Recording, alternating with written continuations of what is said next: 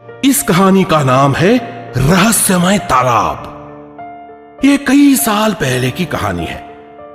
भारत के उत्तरी भाग में सिंहपुरम नाम का एक राज्य था। उस राज्य के पास जंगल में एक रहस्यमय तालाब था और उस तालाब की दूसरी ओर हीरों की एक सुनहरी खदान थी जो हमेशा चमकती रहती थी।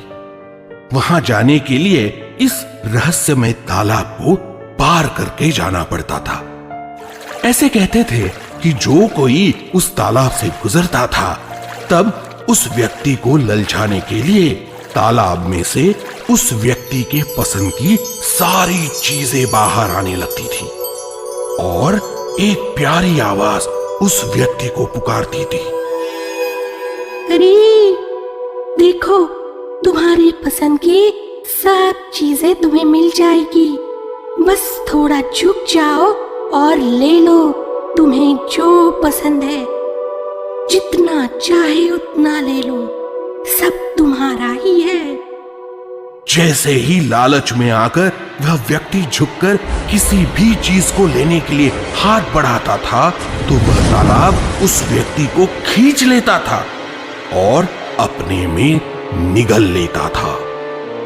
बहुत लोगों ने हीरो की लालच में बहुत प्रयास किए, पर हर व्यक्ति उन वस्तुओं के मोह में फंस गया और किसी को भी तालाब के दूसरी ओर जाने में सफलता ही नहीं मिली थी। उस राज्य के राजा को वह हीरो की खदान बहुत आकर्षित करती थी।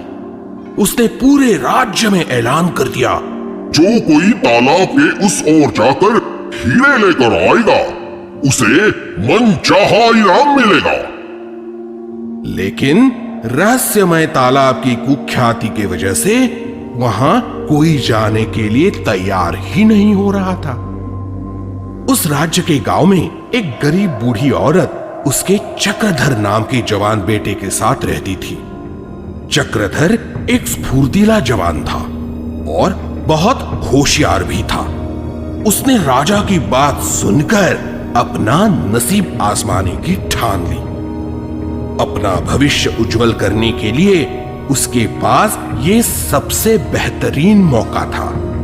तो चक्रधर मां का आशीर्वाद लेकर हीरो की तलाश में निकल गया।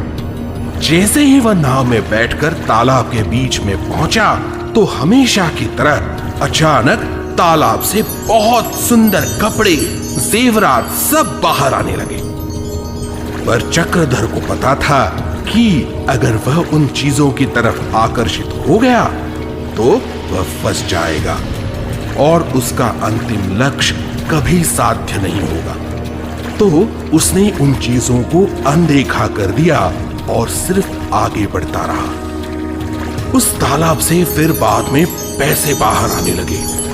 फिर उसके बाद उस तालाब से बहुत सारे सोने के सिक्के आने लगे, पर फिर भी चक्रधर ने उसे अनदेखा कर दिया और अपने लक्ष्य की तरफ आगे ही बढ़ता रहा।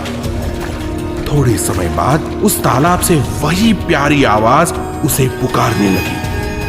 अरे ले लो ना, ले लो, सब चीजें तुम्हारी है। तुम जिस हीरो की खोज में जा रहे हो ना, इससे कई गुना ये चीजें लेकर तुम अमीर बन जाओगे। फिर क्यों इतना कष्ट उठा रहे हो? आगे गए तो बहुत संकट है, तो समझदारी से काम लो।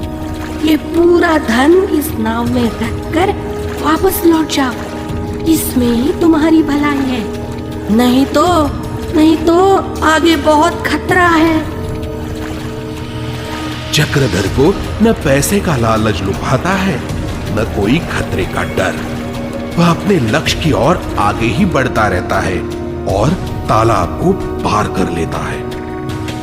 तालाब के उस पार उसे हीरो की खदान मिलती है और चक्रधर वह खदान से बहुत सारे हीरे नाव में रखकर राज्य में वापस लौट आता है।